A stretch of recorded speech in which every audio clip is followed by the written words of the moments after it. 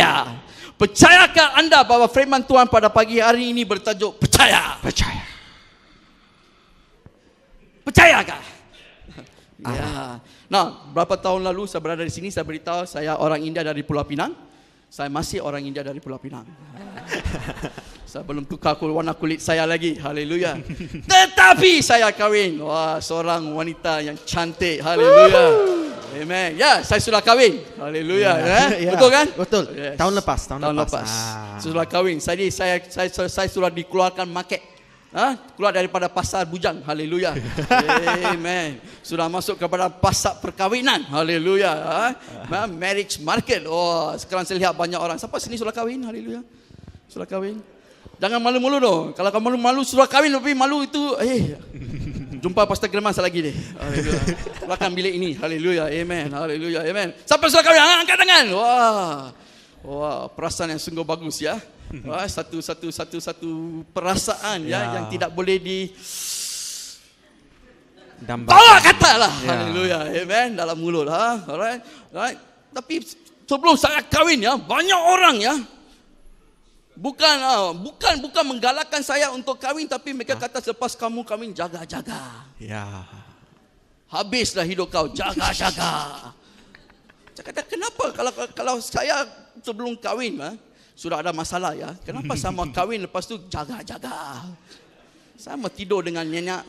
Saya mau makan makanan yang enak. Haleluya. Amen. Takkanlah saya mau hidup dalam sengsara selama hidup kita di dunia ini dengan pasangan yang saya cintai. Haleluya. Itu sengsara apa macam deh. Alright. Tapi bila saya sudah kahwin, saya boleh katakan selepas 1 tahun. Haleluya. Alright. Hebat. Haleluya. Amen. Sungguh luar biasa. Haleluya. Siapa yang sudah kahwin untuk berapa juta tahun dan generasi. Haleluya. Yang duduk di sini pada pagi hari ini. Wah. Salute. Haleluya. Tabik kepada kamu semua ya.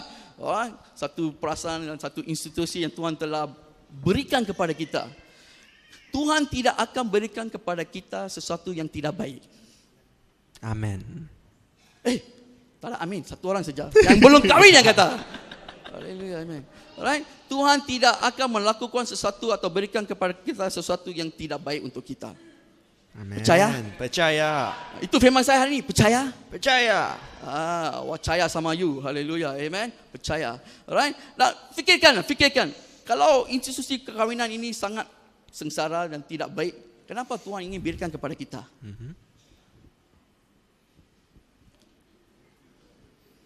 Mengapa? Kenapa ni? Kenapa?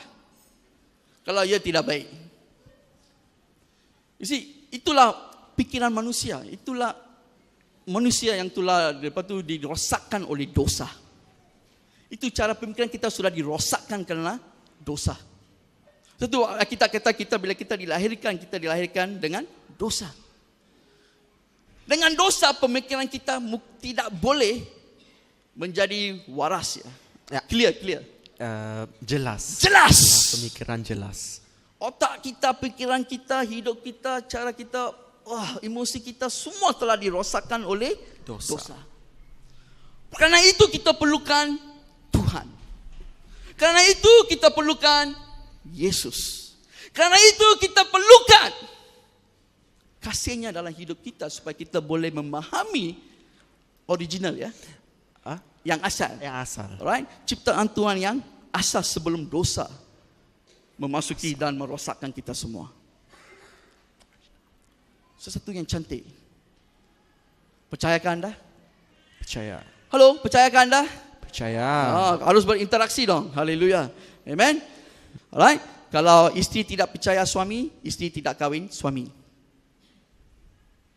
Kalau bapa mertua saya tak percaya dalam saya dan kebolehan saya dan keupayaan saya untuk menjaga anak dia, dan juga saya akan selalu sentiasa bercakap benar dan saya telah membuktikannya masa saya berpacaran dengan dia. Berpacaran dengan dia. Dia tidak akan mengawinkan saya, berikan izin saya untuk kahwin anak perempuan dia. Dia akan kungfu saya keluar. Betul? So kita ada pilihan pada hari ini, siapa kita akan percaya. Saya percaya dalam diri saya sendiri. Keupayaan saya untuk menegakkan kebenaran dan upaya untuk mempertahankan dan memenuhi kehendak saya dengan kebolehan saya. Jadi saya hanya boleh percaya dalam diri saya. Kita semua percaya dalam sesuatu ataupun seorang. Kalau isteri tidak percaya sama suami, alright, suami tidak akan pergi kerja. Haleluya. Dia akan duduk rumah saja. Haleluya. Betul kan? Alright. Kalau suami tidak percaya isteri, habis dong. Betul kan? Betul kan? Kalau kita tak percaya anak kita pergi sekolah, tengok-tengok mereka lepak, mak rempit. Keluar Facebook kita, itu anak saya. Baru pagi tadi saya hantar pergi sekolah mak rempit. Betul kan? Kita percaya. Kalau tanpa percaya, kita tidak akan duduk sini pada hari ini. Kita percaya bahwa kita datang gereja hari ini, Tuhan akan lakukan sesuatu dalam hidup kita. Kita percaya bahwa apa yang diberitakan, apa yang kita akan lakukan di sini untuk kemuliaan Tuhan akan mengubah hidup kita bila kita percayainya. Betul kan? Yes. Jadi semua yang kita buat sekarang itu percaya. Anda masih percaya walaupun anda tidak mau percaya, anda masih percaya sebab apa? Anda percaya bahwa kursi yang kamu duduk itu tidak akan runtuh. Dan berat badan kamu. Dan berat badan kita berbeza-beza. Ada yang 0,5 kilogram, ada yang 1,000 tan. Tapi kursi masih kuat. Kamu percaya ke tidak? Kamu tidak akan duduk.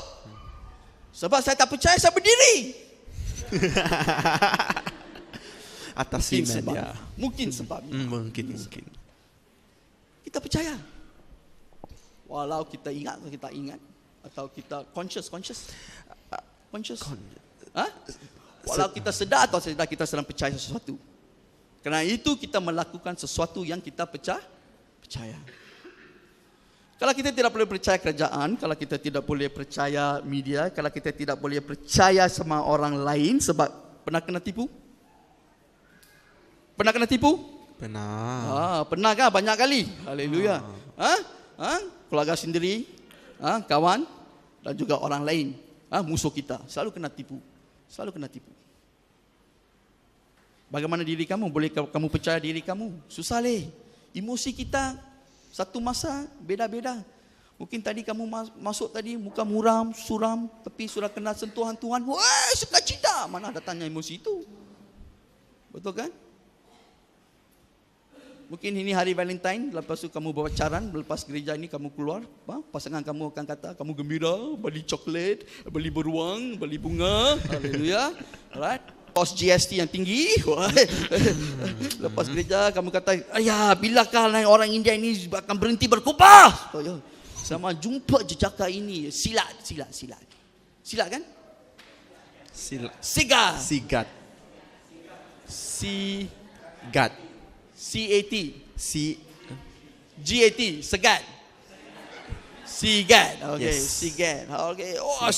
Sigat ini. Lepas habis ibadah kamu keluar, dia kata, sorry ya, hari ini we break up. Ouch. Coklat cair, haleluya. Bunga mati, haleluya. Beruang di kopek 2, haleluya. Alright. Perasaan tukar. Bolehkah kamu percaya diri kamu sendiri? Kalau kita ingin percaya, alright, adakah anda bersama saya pada pagi ini? Alright, saya berikan kamu, kalau anda ingin percaya, kamu perlu ada ciri-ciri ini supaya kamu boleh percaya, alright, dalam sesuatu atau seorang.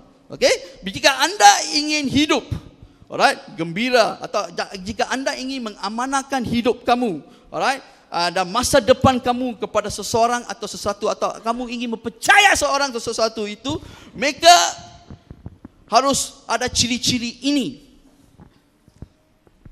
Kalau anda ingin memilih, anda harus lebih baik membuat keputusan memberikan hidup kamu kepada orang yang ada ciri-ciri atau sesuatu yang ada ciri-ciri ini. Anda harus lebih baik memilih seorang pertama yang mempunyai kepentingan terbaik anda di dalam hati mereka setiap masa. Ciri pertama. Kalau anda ingin percaya seseorang itu atau sesuatu, anda harus memilih seorang yang mempunyai kepentingan yang terbaik.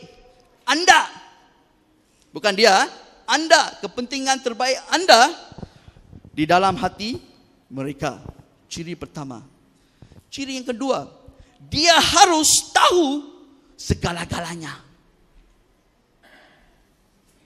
Dia harus tahu segala-galanya. Yang ketiga, dia harus menjadi atau sesuatu itu, dia harus menjadi orang yang sempurna di segala aspek hidup dia. Perfect in all the areas of his life. Dan akhir sekali yang keempat, orang itu tidak akan berbohong kepada kita.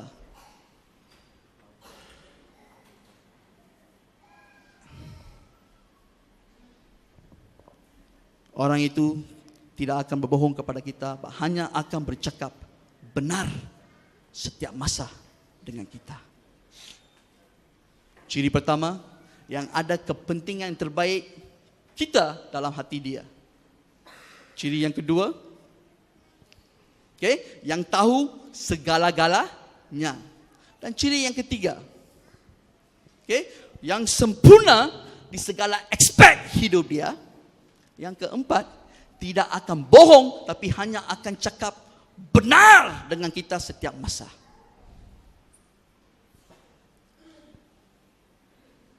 Saya hanya boleh memberikan satu orang saja yang ada ciri-ciri ini.